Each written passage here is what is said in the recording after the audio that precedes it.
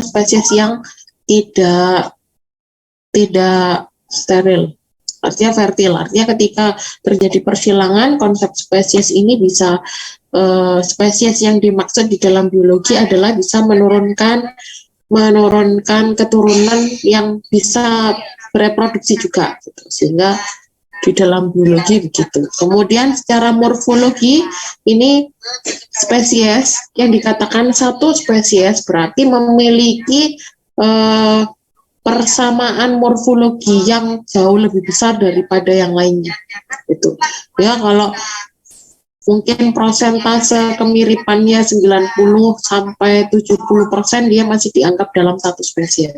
Kemudian spesies pengenalan ini dapat mengenali pasangannya, artinya kalau bisa kawin berarti bisa mengenali lawan jenisnya gitu.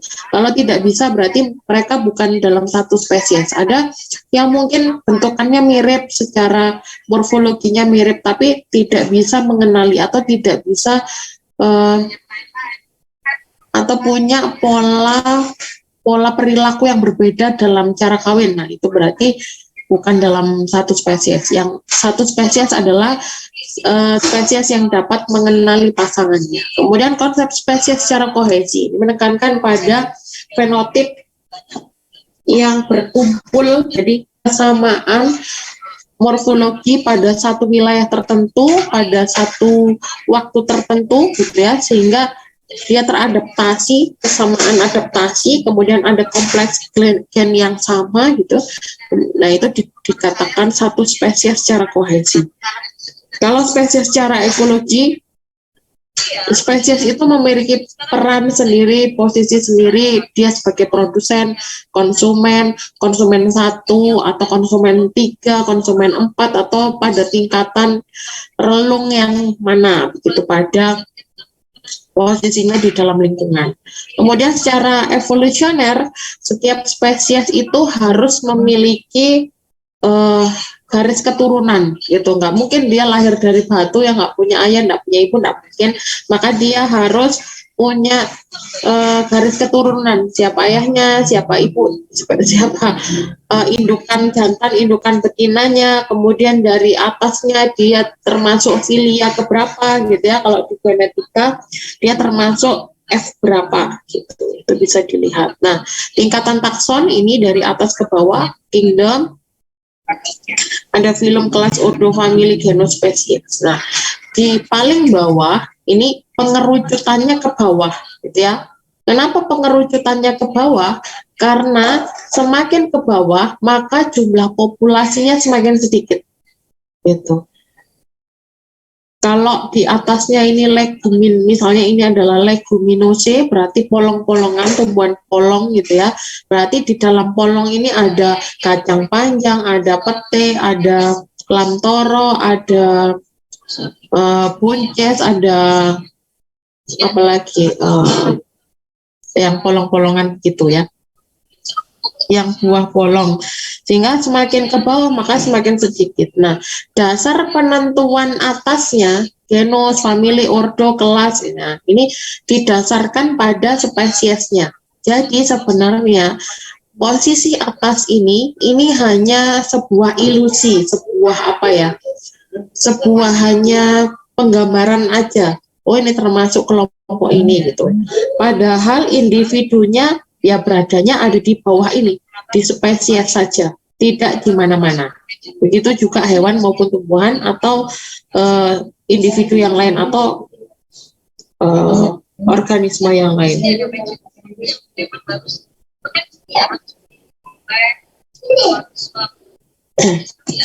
Nah, ini semakin ke bawah maka pencirinya semakin ke bawah jumlahnya semakin sedikit, tetapi semakin ke atas, gitu ya, pencirinya semakin sedikit. Semakin ke bawah persamaan cirinya semakin banyak, tapi jumlah spesiesnya semakin sedikit. Semakin ke atas, gitu ya, semakin ke atas ke sini, berarti ciri-ciri yang sama itu semakin sedikit, tetapi populasinya semakin banyak. Gitu. Paham nggak? Maksudnya adalah begini, kalau di dalam kelompok kingdom plantae, dan kingdom Animalia ini banyak. Semua tumbuhan, semua hewan ini masuk kingdom Plantae, semua hewan masuk kingdom Animalia. Tetapi apakah semua itu termasuk spesies Pisum sativum? Kan tidak. Ada yang Pisum sativum ini artis ini ya. Ada yang mangga, mawar, kemudian Hibiscus rosa sinensis, Oryza sativa, kemudian apalagi Nigella sativa, kurkuma, longa, kemudian banyak lagi ya. Itu semakin sedikit jumlahnya. Itu. Tetapi di kelompok Pisum sativum yang sesama Pisum sativum ini semakin banyak kesamaan antar spesiesnya, antar genus semakin banyak. Gitu ya. Paham nggak? Yang di atas ini jumlahnya banyak, tetapi cirinya sedikit. Tapi yang di bawah cirinya banyak, kesamaannya banyak, gitu ya. Persamaan cirinya banyak, tetapi jumlahnya semakin sedikit. Gitu. Nah, kegiatan klasifikasi itu apa sih, gitu ya? Kegiatan klasifikasi itu adalah mengenali, mempelajari makhluk hidup dari kelompok yang beragam itu. Kan negara kita negara biodiversitas gitu ya, dengan banyaknya ciri dan ragamnya semakin banyak gitu ya, kemudian dikelaskan, jadi dikelompok-kelompokkan dalam golongan-golongan tertentu berdasarkan ciri yang dimiliki. Nah, klasifikasi didasarkan pada satu ciri-ciri makhluk hidupnya. Jadi yang melekat pada diri makhluk hidup itulah menjadi dasar pengelompokan. Kemudian yang kedua, organisme memiliki ciri yang sama dimasukkan ke dalam takson yang sama, sedangkan organisme yang memiliki ciri yang berbeda dipisahkan ke takson yang berbeda. Setiap individu sekaligus dianggap termasuk ke dalam jumlah takson, satuan taksonomi dengan jenjang tingkatan berurutan. Suatu takson terdiri dari satuan berikutnya yang lebih rendah tingkatannya dan seterusnya. Jadi kalau kita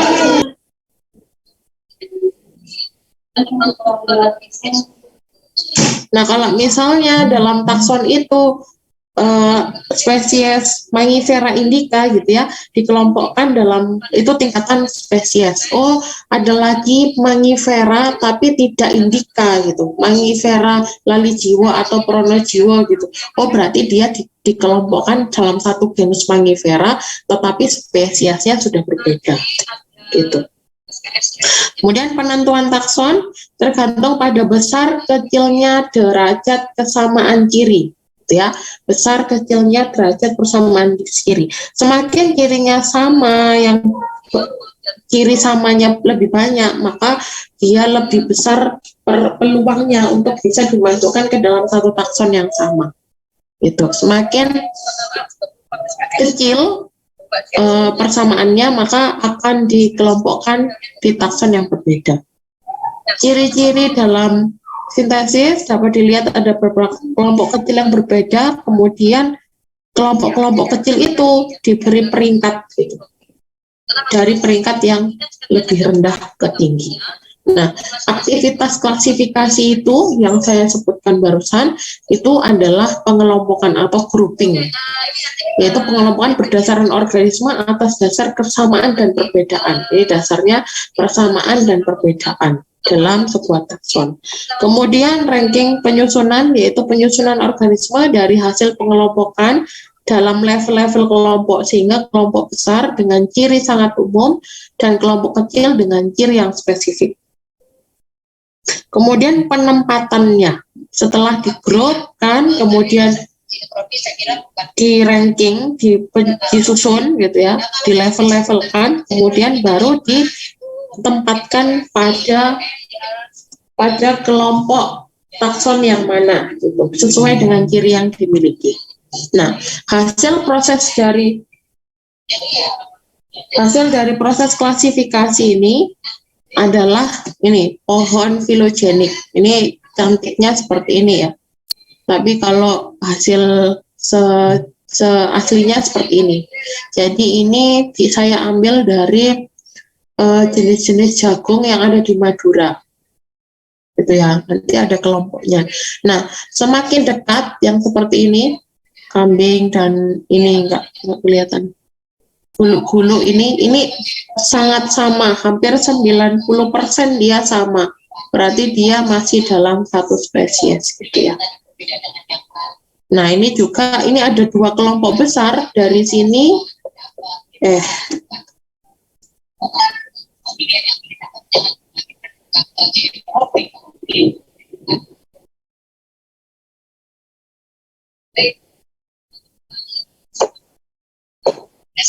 Ada 3 atau 4 kelompok.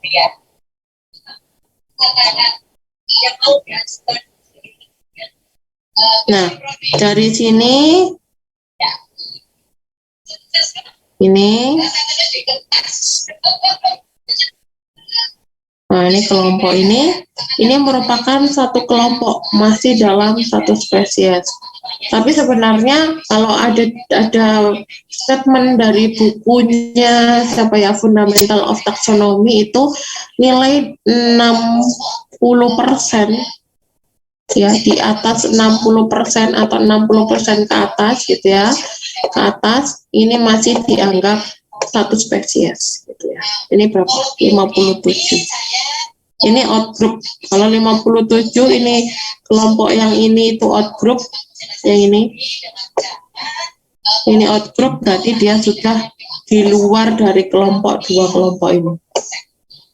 Ini untuk menawar tugas akhir, penyusunan proposal sebenarnya biar dikawal agar ini dua ini.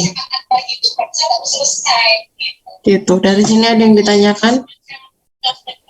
Ya, saya nggak tahu bedanya bersama saya kira. Tapi pilih itu aja materi apa gitu ya. Tapi karena sekarang Nggak ada. dihadapi oleh mahasiswa adalah generasi yang banyak. Sepertinya belum ada, Ibu.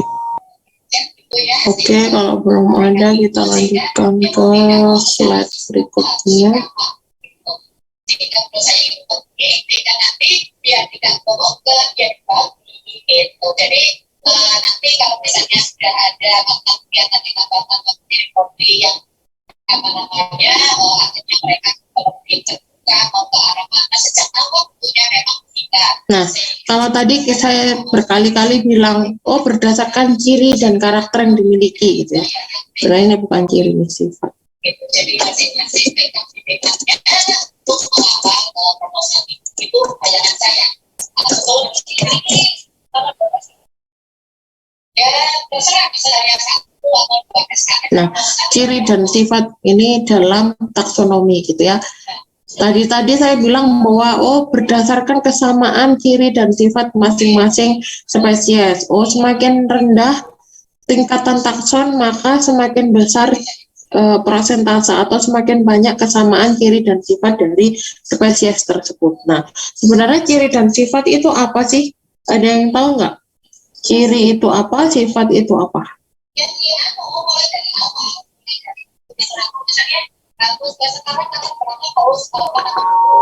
Ciri itu berhubungan dengan fisik maupun morfologi. Kalau sifat itu mungkin kayak kelakuan itu seperti itu, Bu, mungkin. Perilaku maksudnya. Ya, perilaku. Oke. Ya, ada yang lain mungkin ciri itu apa, sifat itu apa? Itu kedua selesai nanti macam ketiga atau kalau saya lebih suka bab 1. Ada yang punya pendapat lain? Ciri itu apa, sifat itu apa? Oke, dalam bahasa Inggris ciri itu disebut apa? Dalam bahasa Inggris.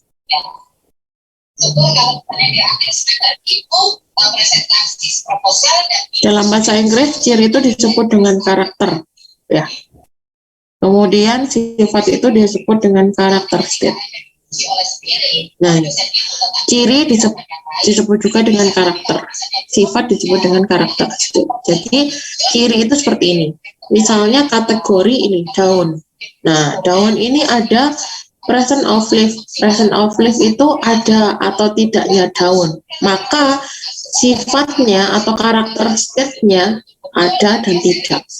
Atau jangan gitu deh, yang mudah. Misalnya bentuk daun. Bentuk daun itu ada yang menyirip, menjari, sejajar gitu ya. Nah, bentuk daun itu termasuk pada karakter. Sedangkan karakter state-nya itu adalah menyirip, sejajar, menjari. Gitu ya. Oke. Kemudian tepi daun. Tepi daun itu termasuk karakter. Nah, karakter state-nya berarti tepi daun rata, tepi daun bergerigi, tepi daun bercangap, tepi daun melekuk, dan lain sebagainya. Itu ya, kita pelajari di SPT. Itu adalah karakter dan karakter state. Sudah tahu bedanya ya? Nah, ada tipe bunga. Oh, tipe bunga tunggal, tipe bunga majemuk, tipe bunga berkarang, tipe bunga payung, dan lain sebagainya. Berarti tipe bunga berkarang, majemuk, payung, dan majemuk dan lain sebagainya itu karakter state. Karakternya adalah tipe bunga. Itu. Ya. Kemudian warna daun. Warna daun hijau, hijau kekuningan, hijau kemerahan, hijau muda, hijau tua. Warna daun itu adalah karakter state-nya hijau, hijau kekuningan, hijau kemerahan, hijau tua, hijau muda, dan lain sebagainya. Gitu ya, paham ya sekarang ya? Itu adalah sifat dan ciri penunjuk takson. Nah, sumber-sumbernya dari mana saja? Yang non-genetik, artinya kita melihat di luar yang bisa kita lihat saja. Ada ciri dan karakter itu dibagi menjadi 3 bagian. Yang pertama merupakan bagian dari organisme. Ada anatomi, morfologi, fisiologi yang bisa kita lihat secara langsung. Kemudian merupakan data yang berasal dari interaksi. Jadi ciri itu bisa didapatkan dari interaksi antar spesies, gitu ya, dalam bentuk biologi reproduksi, buah, gitu ya. Buah itu kan hasil proses fertilisasi, biji juga hasil dari proses fertilisasi. Gitu. Kemudian merupakan data interaksi spesies dengan lingkungan. Misalnya daerah yang dengan banyak angin, maka biasanya bijinya itu memiliki sayap sehingga proses reproduksinya bisa dengan menerbangkan biji dengan sayap gitu tadi gitu. Nah, ini yang pertama adalah sumber morfologi. Sumber morfologi ada makromorfologi, ada mikromorfologi, ada vegetatif, ada generatif. Digunakan pada semua tingkatan hierarki takson, mencerminkan hubungan genetis dan evolusioner, masih digunakan sampai sekarang meskipun molekuler itu lebih berkembang. Jadi kebanyakan sekarang itu untuk mengklasifikasikan sebuah spesies, apakah dia masih masuk spesies yang sama, itu biasanya menggunakan molekuler. Dilihat kromosomnya, dilihat barcoding dari DNA-nya gitu ya. Tapi morfologi itu tetap dipakai meskipun dianggap itu kuno, gitu ya. Menjadi dasar pengelompokan secara taksonomi.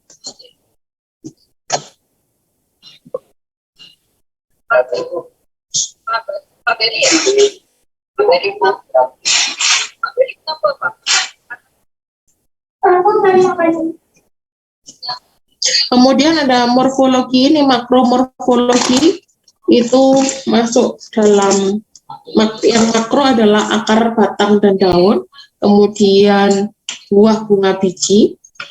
Terus ada mikromorfologi itu yang lebih butuh alat gitu ya, butuh alat untuk melihatnya, trikoma, bulu, duri, dan fisik. Tapi dalam keadaan yang masih morfologi gitu ya. Nih, seperti ini. Nah, ini tepi daun. Tepi daun ini ciri, kemudian karakternya misalnya tepi daun tidak rata, kemudian ini bentuk daun sih. Bentuk daunnya endulate, sinuatun, cirete, dentil, lobat gitu ya. Ini lobat itu melekuk ke dalam lebih. Apa sih kalau di SPT ya, kalian lebih paham belajar SPT itu. Kemudian ada tunggal majemuk. Ini bentuk daun tunggal, ini majemuk. Kemudian beranak 5, beranak 3 dan lain sebagainya.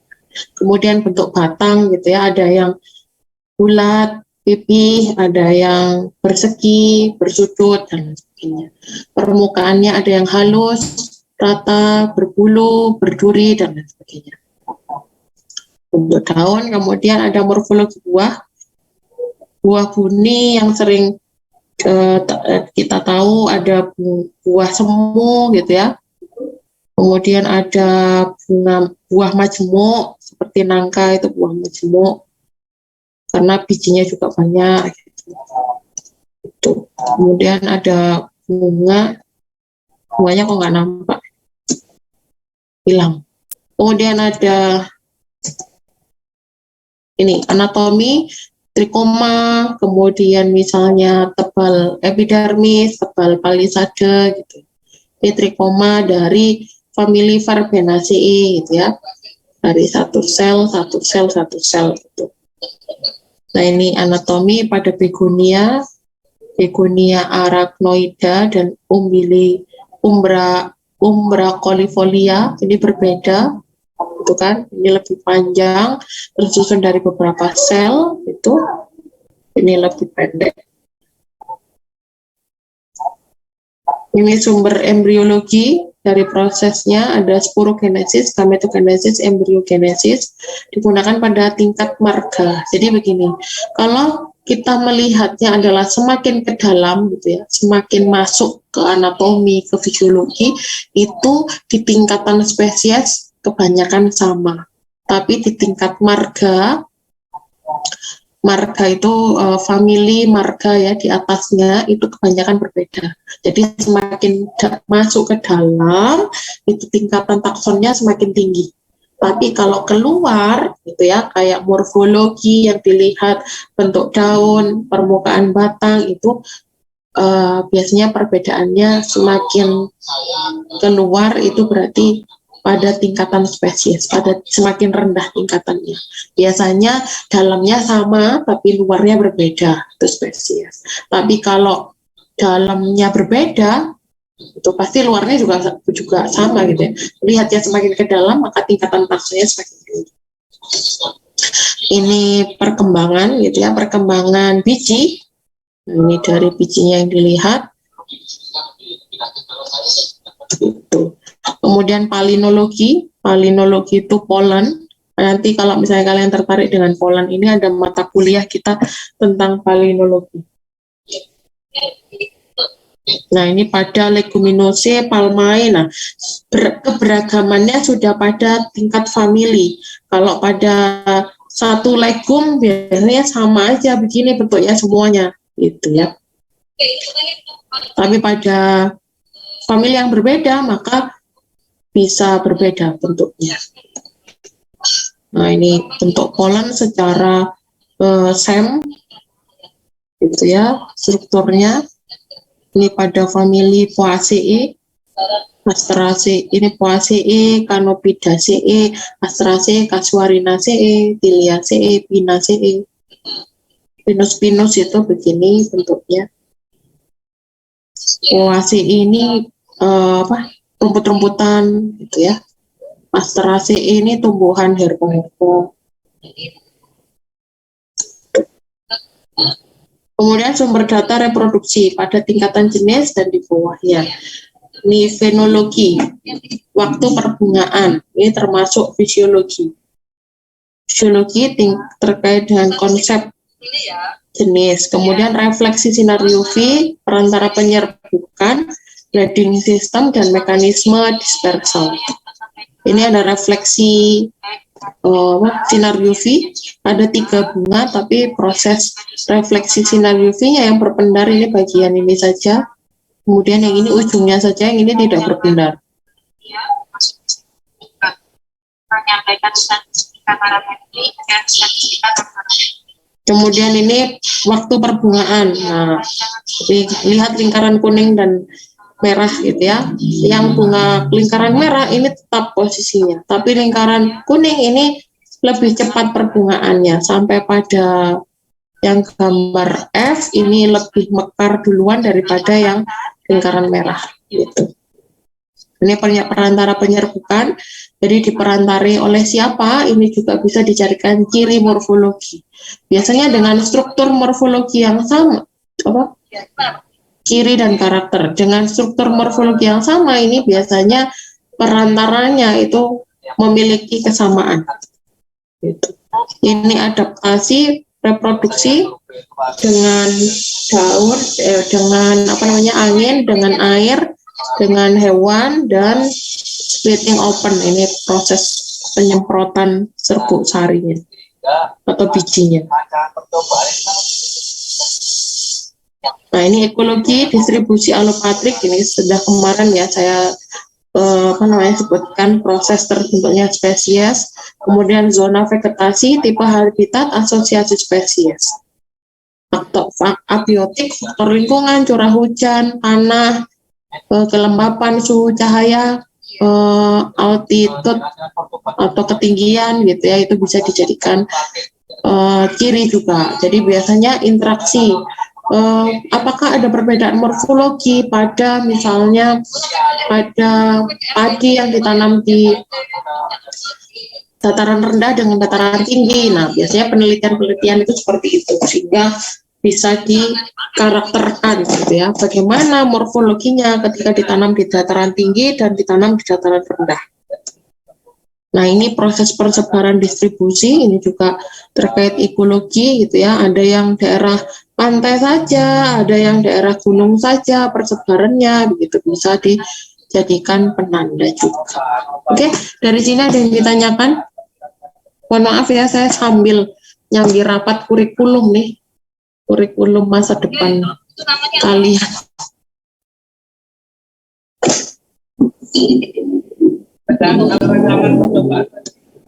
Ada pertanyaan?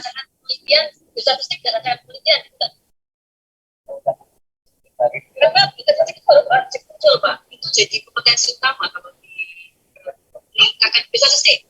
Itu jadi kompetensi utama. Muncul di elo nomor 2. Ada pertanyaan? Masa statistik, dia berapa mata saya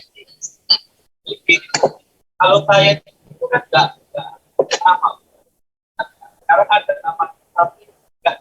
Betul. Kalau saya itu makanya Ada pertanyaan? Paham nggak? Ciri dan karakter ya. Sumber ciri dan karakternya banyak hal yang berkaitan dengan individu tersebut. Gitu. Jadi bisa saya simpulkan bahwa kalau semakin keluar gitu ya, nampak di luar saja di permukaan, maka itu bisa jadi penanda untuk tingkatan paling rendah. Gitu. Tapi semakin ke dalam, maka ada perbedaan, semakin ke dalam berarti tingkatannya semakin tinggi. Kalau sudah pada tingkat marga, tingkat family itu biasanya sudah berbeda, di polennya berbeda, kemudian proses penyerbukannya berbeda, kemudian perantara persebaran polennya juga berbeda, kemudian struktur anatominya sudah berbeda. Gitu. Jadi perlambatan ya, makanya setelah ini kita manfaatkan ini, nanti kita sebarang ya, kita ke sebarang. Ada yang ditanyakan? Izin bertanya, Bu. Ya, silakan Alvin. Untuk hewan-hewan mutasi yang bekas ledakan Chernobyl itu masih dikatakan hewan normal atau enggak, Bu? Maksudnya ciri-cirinya masih dalam lingkup yang dalam spesies awalnya atau dianggap hewan mutan, hewan tidak normal seperti itu, Bu. Ya. Soalnya kan saya lihat di YouTube itu hewannya sudah bukan hewan normal lagi. Oke. Normal atau tidak normal, ini parameternya apa dulu, gitu ya. Kalau misalnya dia disejajarkan dengan sesama spesiesnya di negara lain yang tidak terkena mutasi, maka dia dikatakan tidak normal. Tapi sejauh apa ketidaknormalannya itu perlu dicek secara fisik, morfologi, kemudian fisiologi, mungkin sampai ke genetik, gitu.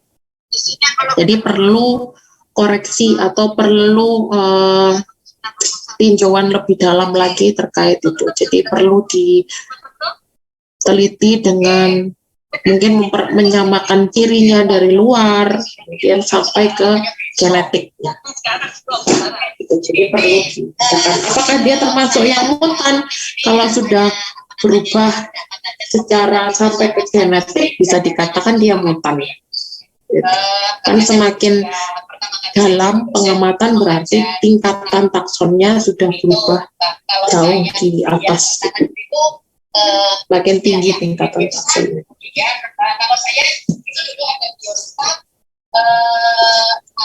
Itu ya, Alvin.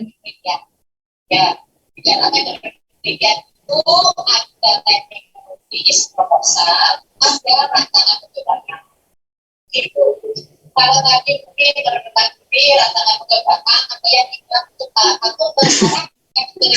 saya sambil rapat ini membicarakan mata kuliah. Jadi nanti semakin muda semesternya, mata kuliahnya semakin sedikit. Yang diharapkan bahwa semester 8 atau semester 7 sudah seminar proposal. Kalian angkatan 20 ya? 20 itu masih 140 48 atau 45 ya. Masih semester 7 masih ada kuliah.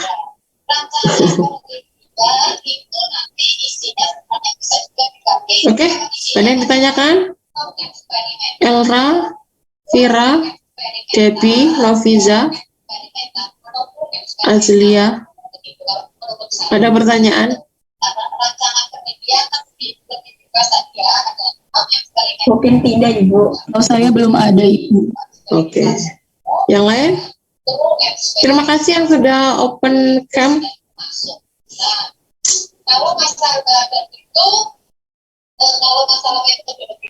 Yang lainnya semoga mendengarkan juga ya, meskipun tidak open cam, it's okay, nggak masalah. Saya tidak terlalu mempermasalahkan. Saya harap apa yang saya sampaikan sampailah begitu.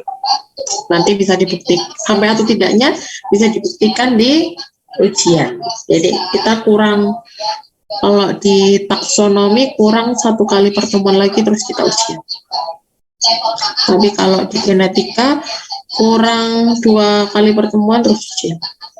Ya sama ding, 1 kali pertemuan lagi terus ujian.